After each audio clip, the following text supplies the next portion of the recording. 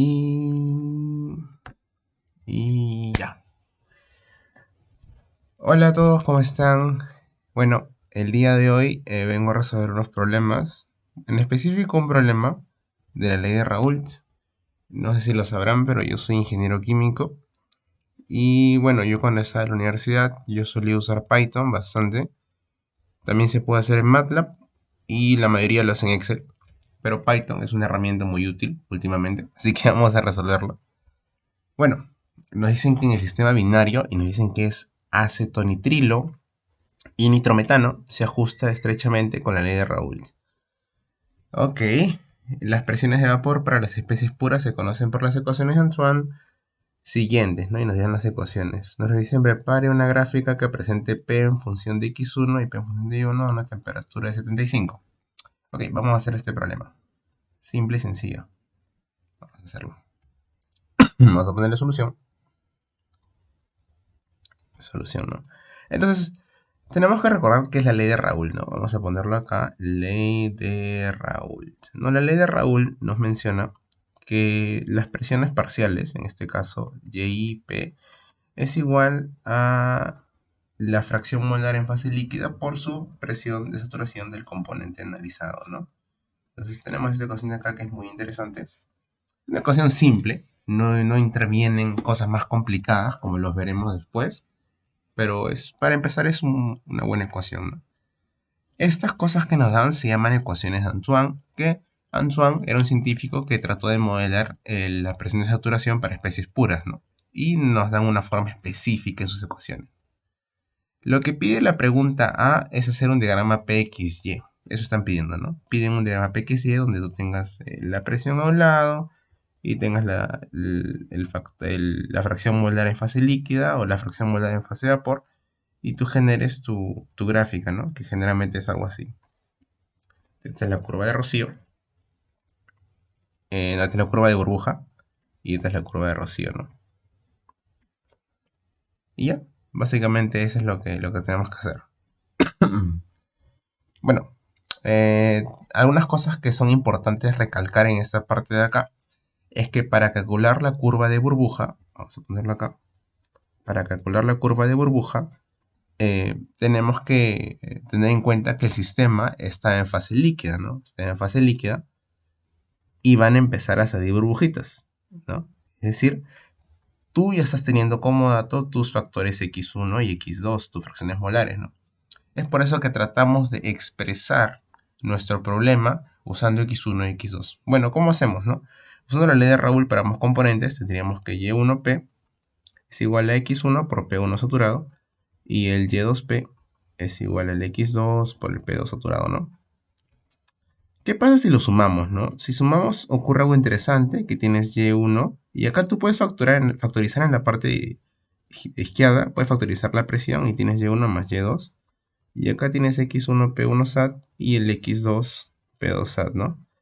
Esto es muy interesante porque la suma de fracciones molares vendría a ser 1. Es por eso que en vez de escribir todo esto de acá, sería p por 1, que es solo p, ¿no? Y esto ya vendría a ser nuestra solución, ¿no? Nuestra solución para calcular la presión de burbuja, ¿no? Esta es para presión de burbuja. Este es para burbuja. Ahí, vamos a ponerlo con lápiz. Este es para burbuja, ¿no? Bueno, en vez de poner x2, también yo lo podría expresar como x1 menos x1, ¿no? Más 1 menos x1. Pero exacto. Y ya sale el problema. Con esto de acá podemos hacer nuestra presión de burbuja. Bueno, vamos al código de frente. Para este problema, lo que utilizamos es solo este NumPy. Y también tenemos que usar ¿qué más? Para dibujar, ¿no? Matplotlib.pyplot, que es muy útil. Y ya son dos librerías.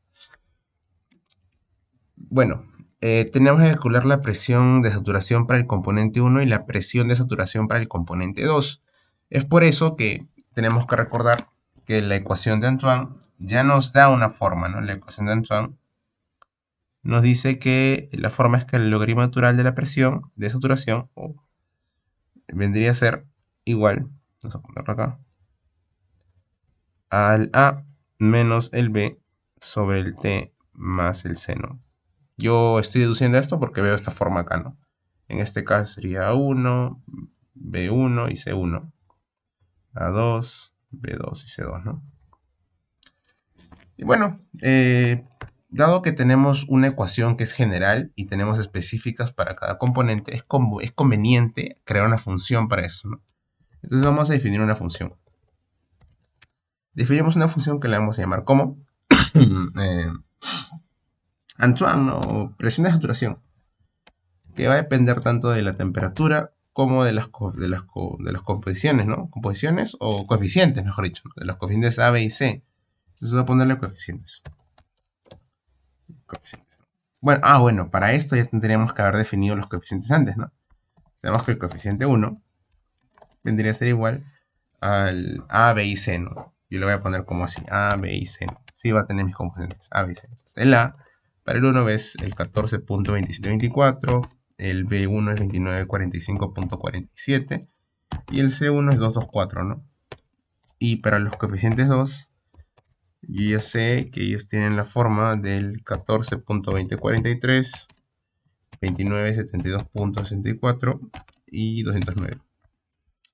Ahora, en general, cuando tengamos nuestra ecuación de Antoine, bueno, acá si queremos ver coeficientes, lo puedo poner acá, solo para revisarlos un poquito. Ahí están, ¿no? Igual con el 2. Ya.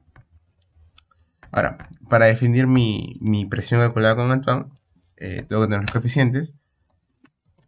Y luego, acá voy a tener que repartirlos en A, B y C, ¿no? Y estos que van a ser partes del vector o de la tupla coeficientes, ¿no? Luego acá ya tengo que generar mi código para calcular la presión de saturación. Es para ello que yo digo que mi presión de saturación vendría a ser igual, en este caso es A menos B, sobre el T más el C, ¿no? Y ya, obviamente, como es logaritmo natural, yo no quiero eso, yo quiero la P de saturación, ¿no? Tengo que hacer la exponencial de toda esta cosita de acá. Así me quedaría, ¿no? Entonces, sería el exponencial, ¿no? Para exponenciales uso np.exponencial. Y ya lo que me retorna esta función justamente va a ser el psat. Y ya está. Eso quiere decir que si yo quiero saber la presión de saturación quizás a 75, como me lo menciona el problema, para coeficiente 1, usando los coeficientes 1, obviamente esta es la presión de saturación de 1, ¿no? Es 83.206. Y la presión de saturación de 2 sería usando el coeficiente 2, 41,98. ¿Cierto? Entonces, un poquito analizando lo que tenemos hasta ahorita, hemos visto que la presión de saturación 1 es 83.206, ¿no? 83.21. Y la presión de saturación 2, ¿cuánto era? Era 41,98. ¿Qué nos quiere decir, no? Que esta parte de acá es cuando solo tenemos el componente puro 1. O sea, que en el diagrama PXY, ¿cómo se interpreta, no? Se interpreta que cuando es puro, cuando el X1 es 1, cuando la fracción molar es pura, nuestra presión está por acá, ¿no? En 83.21. Pero cuando solo es el componente 2, es decir, cuando nuestra fracción X1 es 0, está en 41, por acá. 41.98. ¿Qué esperamos? Dado la naturaleza de esta ecuación, esperamos que el comportamiento sea lineal, ¿no? Esperamos que sea una línea más o menos así. Lineal, no haya nada raro. Esta va a ser nuestra presión de burbuja. Esto es lo que esperamos. Bueno, ¿cómo lo formulamos y lo vemos gráficamente? Generamos, ¿no? Para ello tenemos que generar un vector, una tupla que tenga esto de acá, un array, que tenga justo todos esos valores de ahí. Entonces, ¿cómo genero un array? Acuérdense, tenemos que usar linspace, ¿no? Ahí yo digo, mi x1 va a ser np.linspace. El linspace lo que te genera es un array que va desde un valor inicial, que en este caso va a ser 0, hasta un valor final que sea 1. y tú le tienes que dar el número de valores que quieres generar, en este caso 100. Bueno, vamos a ver cómo es el linspace, más o menos funcionamiento. Ahí pueden ver que va desde el 0 hasta el 1 y tiene un montón de valores intermedios. Y si ven, tenemos 3, 4, 5 columnas con 20 filas que serían 100 valores, ¿no? Chévere, generamos esto de acá porque para cada uno de estos puntos vamos a evaluar y vamos a calcular su presión de burbuja.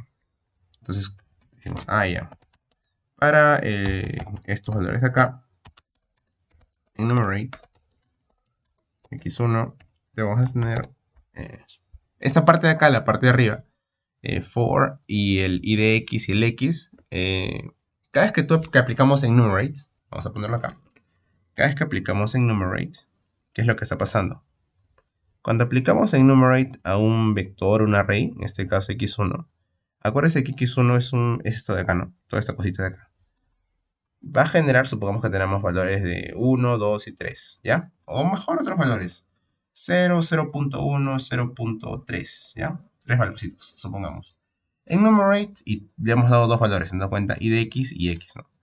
El i de x se convierte en la posición, porque eso tiene posiciones, ¿no? Esta es la posición 0, esta es la posición 1, esta es la posición 2. Este vendría a ser el i de x.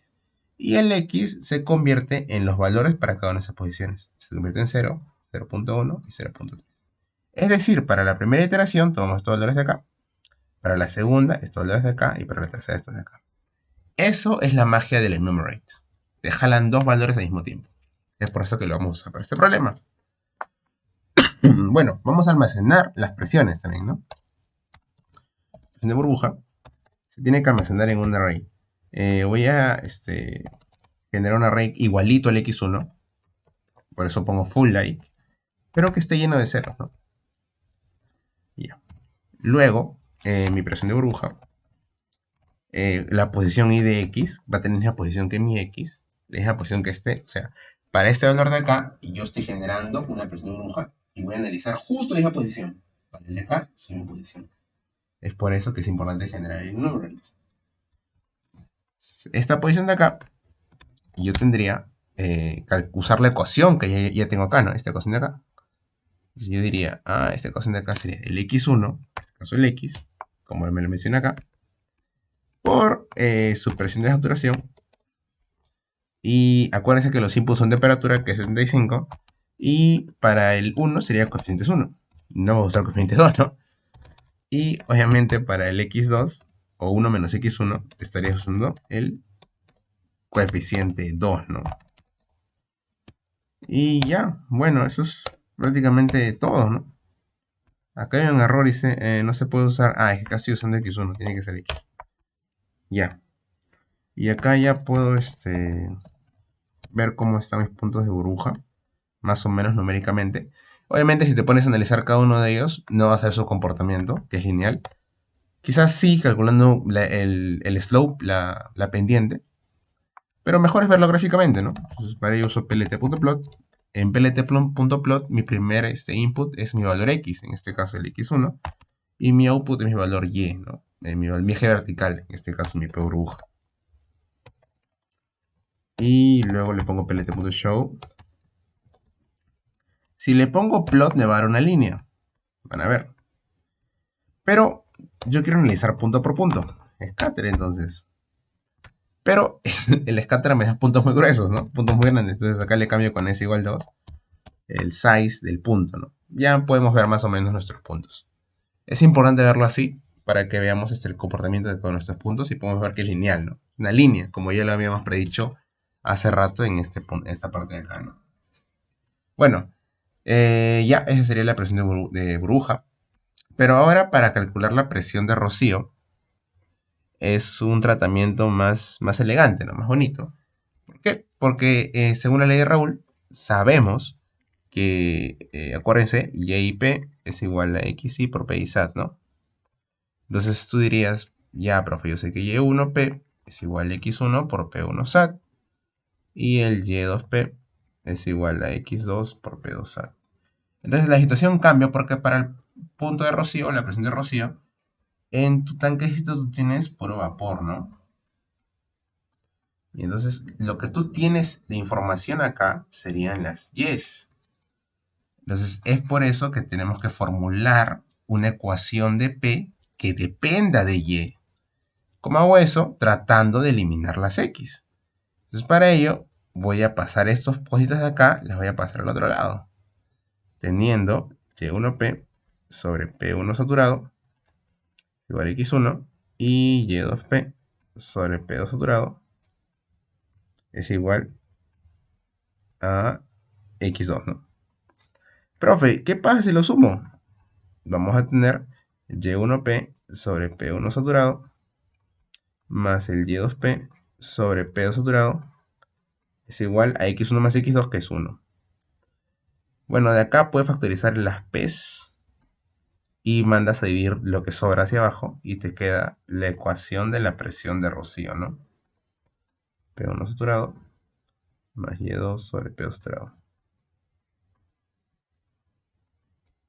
Y esta de acá es mi ecuación de la presión de Rocío, que vamos a ponerlo acá. Presión de Rocío. Ya. Entonces ahora yo voy a darle inputs de Y y tienen que darme outputs de P. Básicamente, cada vez que programen traten de copiar este código. Es muy fácil copiar. Vamos a copiar este código de acá que ya habíamos hecho anteriormente. Voy a copiarlo de acá. Porque debe tener la misma estructura, pues, ¿no? Por lo menos parecida, ¿no? En este caso, en vez de X1 tenemos Y. Y en vez de presión de burbuja, vamos a tener presión de Rocío, ¿no? En vez de X1 tenemos Y1. Acá también. Rocío, por ejemplo, ¿no? Rocío. Ya, y en la parte de acá se va a cambiar. Esto lo voy a por Y. Esto de acá se cambia completamente, ¿no? Porque ese sería 1 sobre y una cosita acá. Y acá tienes que poner tus Y's dividido entre tu P1 saturado, ¿no? Que es el PSAT que ya teníamos. Que le damos 75 con coeficientes 1. Más el Y2, que es 1 menos Y1. Entre su PSAT de 75 con coeficiente 2. ¿No? Ya, básicamente eso es. Comportamiento que esperamos acá, ya no esperamos que sea lineal, esperamos que este comportamiento sea un poco curvo. Obviamente, la presión de Rocío, como ya lo habíamos analizado, va a estar abajo. ¿Por qué va a estar abajo?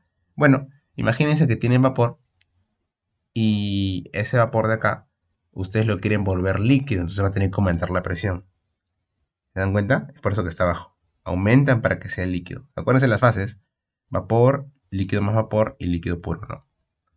Acuérdense esas fases de ahí. Es por eso que es de Rocío. Y bueno, ya no lo hemos corrido. Vamos a correrlo, dicho sea de paso, para ver cómo se ve. Numéricamente está acá. Presión de Rocío. Ya lo podemos ver. Pero gráficamente, vamos a ponerlo acá, ¿no? Y vamos a ponerle presión de Rocío, ¿no? Y ya está. Y ya, ese vendría a ser el diagrama PXY, ¿no? Espero que les haya gustado este video. Y en el próximo estaré haciendo la pregunta B, que es el diagrama TXY, que ahí sí requerimos un poquito más de algoritmos para solucionar ecuaciones no lineales. Bueno, muchas gracias. Hasta luego. Bye bye.